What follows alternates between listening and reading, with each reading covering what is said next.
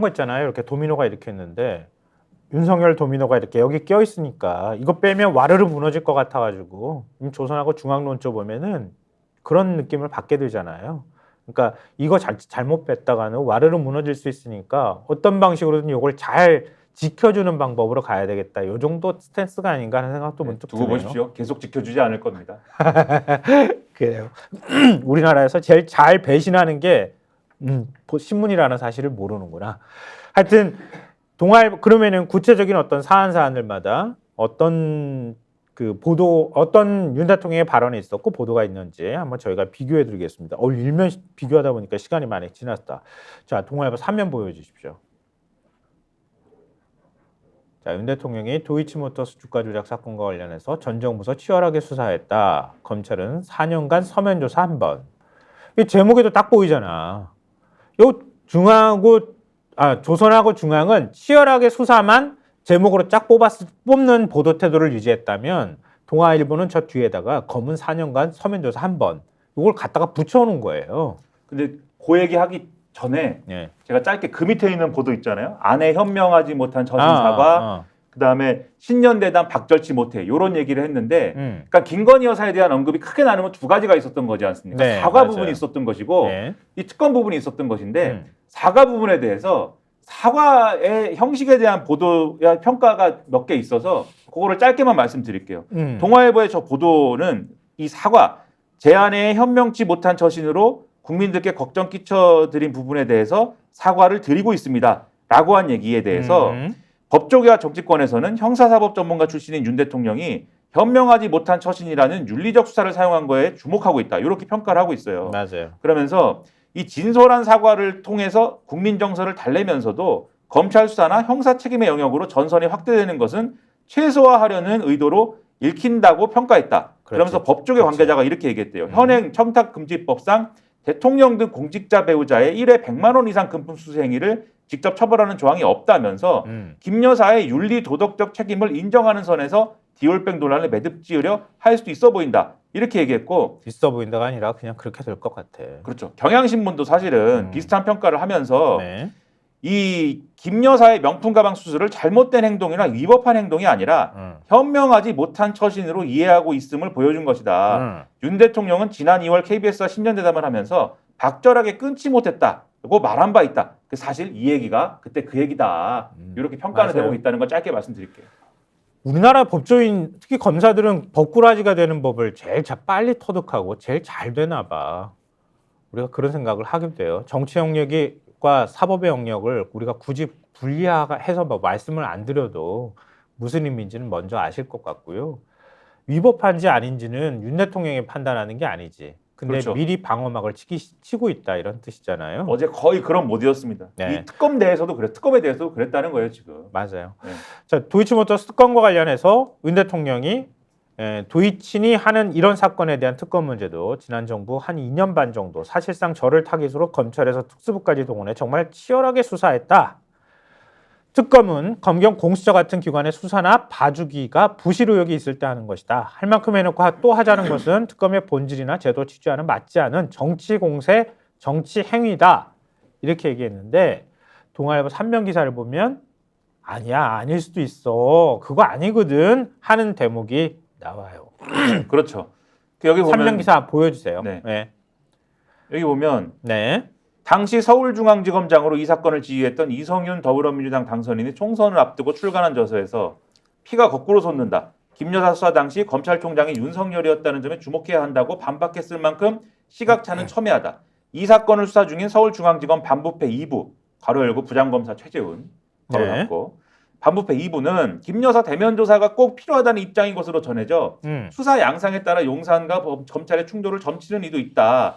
이렇게 돼 있고 또 법조계에서는 김 여사에 대한 문재인 정부 검찰의 수사 기간은 약 2년 1개월로 특수부 동원 기간은 약 1년 6개월이었다는 반론도 있다. 그러니까 2년도 아니었고 특히 김 여사에 대한 고발이 접수된 2020년 4월부터 2021년 3월까지 약 1년간 윤 대통령이 현재 검찰총장이었던 만큼 김 여사 수사가 제대로 진행되기는 어려웠을 수 있다는 지적도 적지 않다.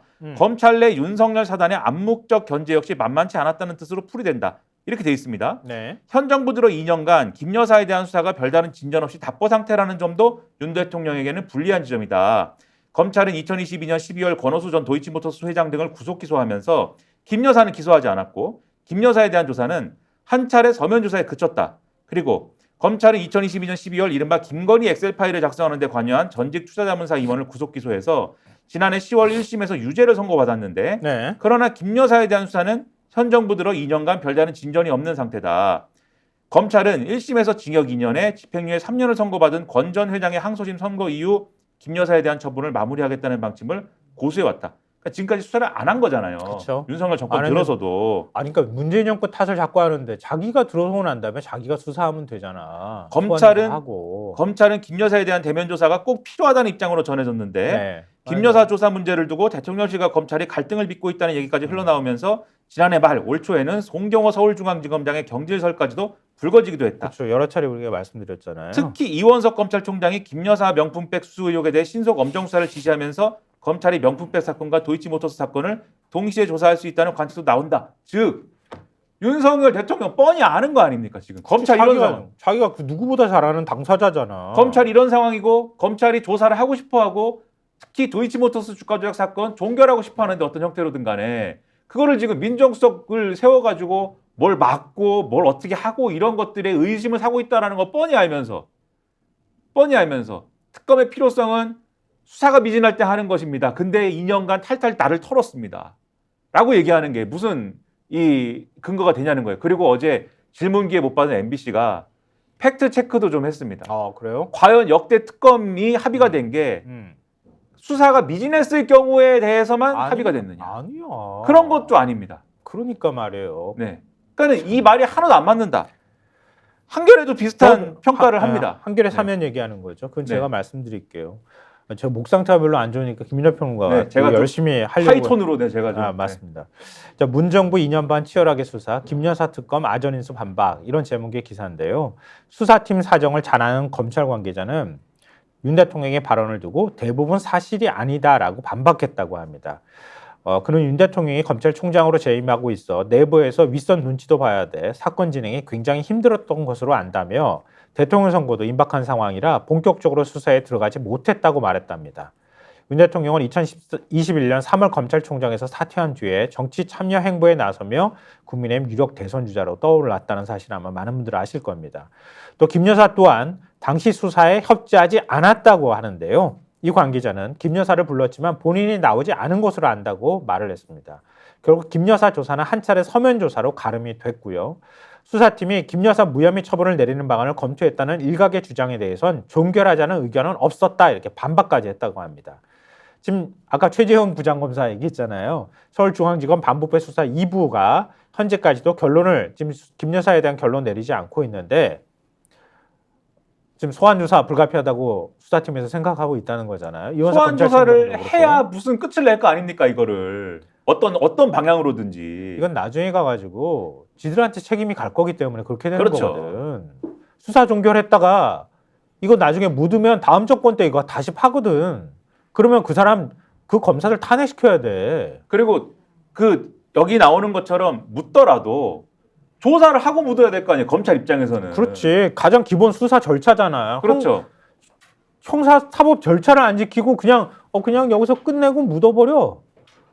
그 검찰은 검사가 수용이 안 아닌 되는 거지. 거죠 이게. 그렇지. 그러니까 검찰이 정의로워서 이게 안 되는 게 아니라 맞아. 아니 소환 조사는 하고 그러면 우리가 봐주더라도 그때 봐줘야지. 그렇죠. 그 어떻게 하라는 얘기냐 지금 이런 거예요 맞습니다. 지금. 네.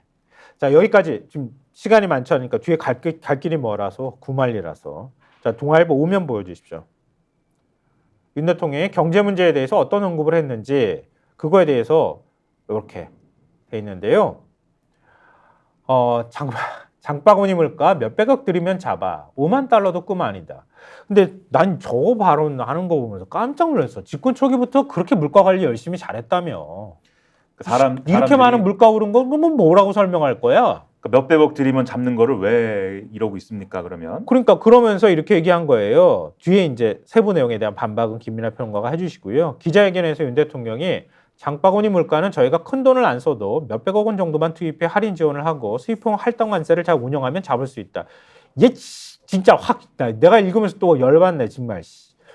정부가 재정을 활용해 치솟은 물가 부담을 줄일 수 있다는 자신감을 보인 것으로 풀이된다라고 동아일보가 전하고 있는데요. 그래요? 맞아요? 그리고 이제 윤석열 대통령이 그 국정의 평가와 앞으로의 어떤 그런 것들을 이제 처음에 그 연설하면서 5만 달러도 꿈이 아니다 했지 않습니까? 민간 주도의 성장을 계속해서 유지하고 경제 회복이 진행된다라면은 1인당 GDP 5만 달러 꿈이 아니다. 뻥치지 말라 하세요. 뻥치지 네. 말라고. 그래서 그런 것 지금 환율 1,400원대 가까이 올라가 있는 상황에서 죽도록 해도 5만 달러, 4만 달러도 못 한다. 5만 달러도 꿈이 아니다 그랬는데 택도 없는 소리 하고 있다. 동아일보가 이렇게 평가를 합니다. 하지만 정부가 이미 종축 수산물 물가를 잡기 위해 1,000억 원이 넘는 예산을 쓰고 있는데도 먹거리 물가는 좀처럼 잡히지 않고 있다. 국민소득도 7년째 3만 달러대에 머물고 있는 가운데 구조개혁 등 구체적인 방법론은 제시하지 못했다는 목소리도 일각에서 나온다. 그러니까 정부가 올 3월부터 1,500억 원 규모의 가격 안정자금을 투입하고 있지만 일부 신선식품 가격은 여전히 높은 수준을 이어가고 있다. 그리고 수치를 구체적으로 막 제시를 하는데 맞아요. 이 배소매 가격이라든지 사과, 양배추, 마른 김, 뭐 20%대, 50%대 지금 폭등했잖아 가격이. 김 큰일 났습니다. 김 지금 뭐 10,000원 넘어갔잖아. 한 제가 속에.